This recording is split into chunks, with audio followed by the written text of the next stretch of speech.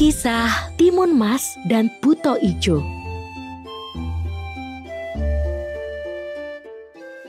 Zaman dahulu kala, ada seorang janda tua bernama Mbok Sarni. Mbok Sarni hidup seorang diri tanpa seorang anak yang menemaninya. Karena umurnya yang semakin tua, Mbok Sarni merasa semakin sulit melakukan pekerjaannya. Dari bercocok tanam dan mencari kayu bakar di hutan untuk dijual. Hari-harinya selalu sepi. Ingin rasanya ia memiliki seorang anak yang dapat ia sayangi serta membantu meringankan pekerjaannya. Mbok Sarni hanya bisa diam dan pasrah dengan takdir yang telah diberikan Tuhan kepadanya. Seperti hari-hari biasanya, setiap sore Mbok Sarni pergi ke hutan untuk mencari kayu bakar. Saat hendak pulang, tiba-tiba muncullah Buto Ijo, sang raksasa jahat. Buto Ijo menghadang Mbok Sarni. Dia meminta seorang anak untuk disantap. Mbok Sarni sangat terkejut dan takut dengan kemunculan Buto Ijo itu. Hei wanita tua, hari ini aku sangat lapar. Beritahu di mana anakmu. Aku ingin menyantapnya. Sudah lama aku tidak memakan anak manusia. Ampun, Buto Ijo. Saya hidup sebatang kara dan saya juga tidak memiliki anak. Sungguh, saya tidak berbohong. Tolong, jangan sakiti saya.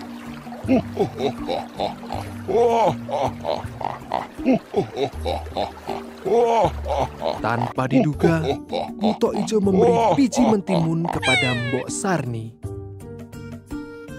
Wanita tua, aku tidak akan menyakitimu. Sebagai gantinya, tanamlah biji mentimun ini. Dalam 2 minggu, kau akan memiliki seorang anak. Apakah Tuan Buto Ijo akan memberiku seorang anak? Terima kasih atas kemurahan hati Tuan Buto Ijo. Tapi ingat, ada syaratnya. Kau harus menyerahkan anak itu ketika dia berusia 6 tahun. Tanpa berpikir panjang, Mbok Sarni pun setuju dengan syarat dari Buto Ijo. Mbok Sarni sangat senang. Harapannya selama ini bisa menjadi kenyataan. 2 minggu telah berlalu. Biji mentimun yang ditanam Mbok Sarni telah berubah.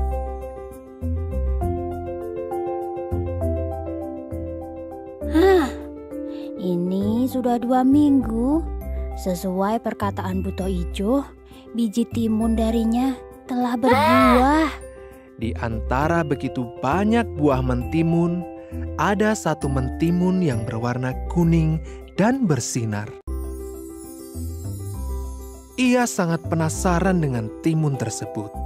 Kemudian, Mbok Sarni memetik timun itu dan kembali masuk ke dalam rumahnya.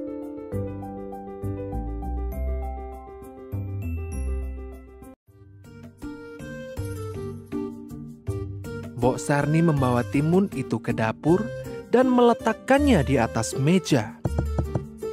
Mbok Sarni membelah timun itu dengan hati-hati. Betapa senangnya Mbok Sarni saat melihat bahwa isi mentimun itu ialah seorang bayi perempuan yang sangat cantik. Harapan terpendamnya selama ini telah terwujud. Seorang anak yang dapat menemani di masa tuanya. Mbok Sarni pun memberikan anak itu nama Timun Mas.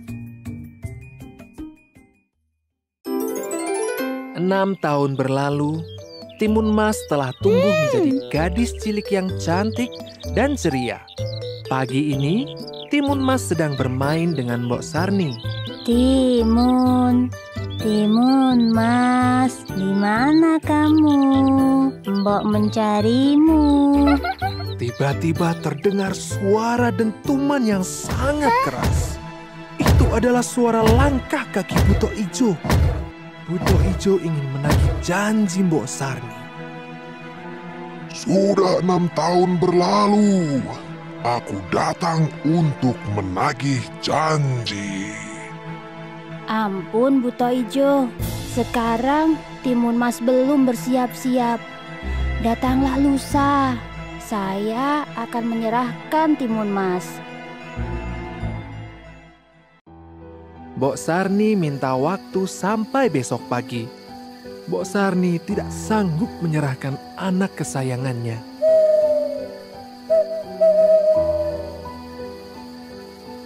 Malam harinya, seorang pertapa tua datang ke dalam mimpi Mbok Sarni. Hai Mbok Sarni, kalau kau ingin anakmu selamat, suruh Timun Mas untuk lari dari rumah. Dan bawalah 4 benda, yaitu biji timun, jarum, garam, dan terasi untuk melawan Buto Ijo. Mimpi ini seperti kenyataan dan seolah menjadi petunjuk bagi Mbok Sarni. Anak yang sangat disayanginya memiliki kesempatan lolos dari raksasa jahat tersebut. Pagi hari pun tiba. Sesuai petunjuk dari petapa semalam, Mbok Sarni menyiapkan bekal untuk Timun Mas. Dia pun berpesan, jika Buto Ijo mengejar, lemparkan senjata itu satu persatu. Ketika bekal itu sudah siap, tiba-tiba sang Buto Ijo datang. Mbok Sarni memerintahkan Timun Mas untuk lari ke hutan. Buto Ijo tahu dia telah dibohongi oleh Mbok Sarni. Ia sangat marah. Ia segera berlari mengejar Timun Mas. Hei Buto Ijo, kau tidak akan bisa menangkapku.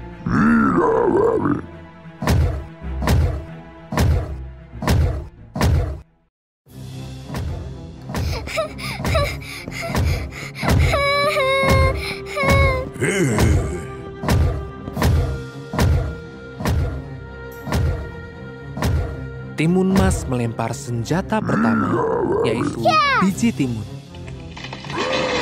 Seketika, Buto Ijo ditelan oleh hutan mentimun yang sangat lebat. Tapi, Buto Ijo bisa lolos.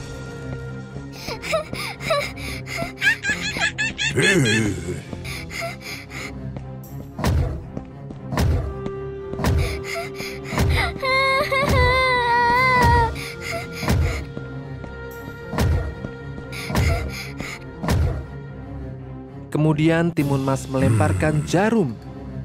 Jarum itu berubah menjadi bambu-bambu yang menusuk tubuh Buto Ijo.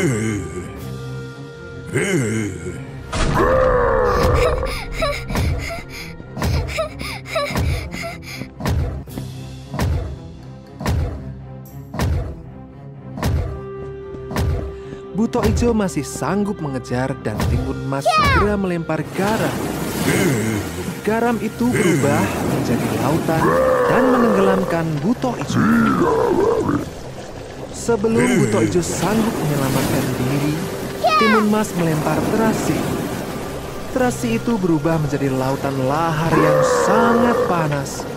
Buto Ijo tidak sanggup bertahan dan dia pun tenggelam untuk selama-lamanya.